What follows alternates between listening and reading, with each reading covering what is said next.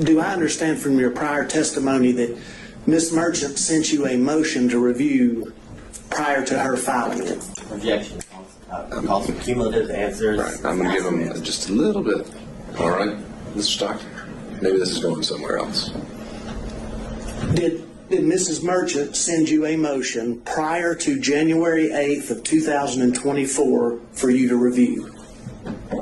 That is correct. And did you in fact review that motion? That is correct. And did you indicate to Ms. Merchant that the contents of that motion seemed okay to you? Well, so you're referring to Exhibit 27, which, as I stated a few minutes ago, one is an email, one is a text chain. So in the text chain, when I never responded to the email. I never responded looks good or anything to the email that was sent to me. However, in the text chain, what you all are trying to merge together is the fact that I was asked about the contract, and that contract was $74,000, and me being added back to that. So when I said, and I think before that in that text, it referred to me being added back, and at that time I said yes, looks good. And you're aware and you recall that when Ms. Merchant presented you with that motion, she asked you not to disclose it to anyone until she filed it. Is that correct? We are covering, I think, the last 5 or 6 questions. We've covered ground. Let's get to that ultimate point. I'm trying to get there, Judge, I promise you. Okay. Repeat the question, I'm sorry.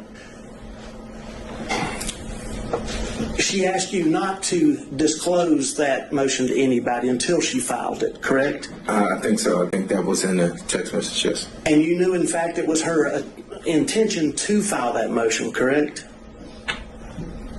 The actual motion that she, that was sent? Yes. I knew that she was going to file a motion, yes. I do not think that was the final draft, or it could have been that she was working on it, but yes, I knew that she was going to file some motion, yes. And you knew that she presented that motion to you for your review so that she could make sure it was accurate, correct? I'm going to object. All this is asked and answered in cumulative. All right, noted. I think Mr. Stockton's getting to the next point, so why don't we just ask that one? Is that correct? Did you? We combined that with the next question, so we're not having to lay bit by bit every single time. Mr. Bradley, you knew that Mrs. Merchant was relying on your review to ensure the accuracy of that motion prior to filing it, correct? Speculation as to what he knew that Miss Merchant knew. No, I'd overrule that. Mr. Bradley? No, so once again, I was excluded from the footnote of that motion, and my review of it, and I said, hey, you need to add me back to the footnote because I did have a contract and I did receive $74,000.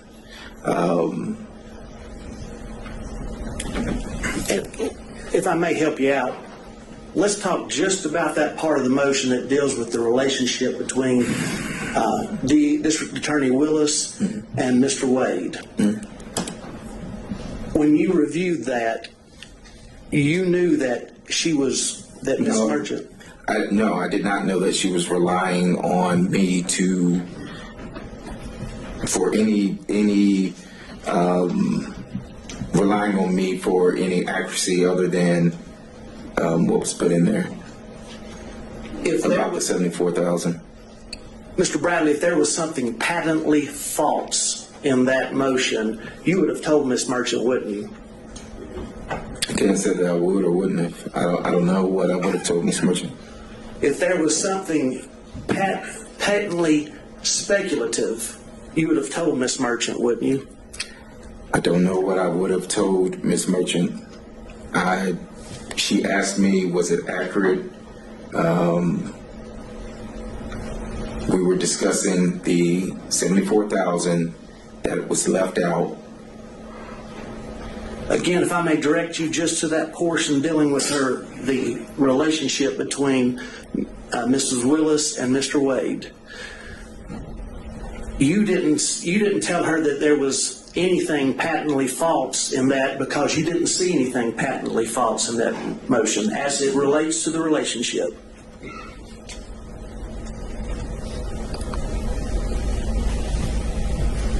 Repeat your question, I'm so sorry. You did not inform Mrs. Merchant that there was anything patently false in that motion that you were presented with as it concerns the relationship because you did not see anything that was patently false, correct? Objection asked and answered cumulative. All right, next question, Mr. Stockton. Sustained. And you didn't see anything that was speculative in there either, did you? Asked and answered cumulative. No, sustained, Mr. Stockton. I just want to ask you one more question. I'm coming at from the other way that Mr. Sadow did. Did anybody from the district attorney's office or any witnesses in this case contact you about Ms. Merchant's motion from January the 8th of 2004 until today? Did anyone contact me about her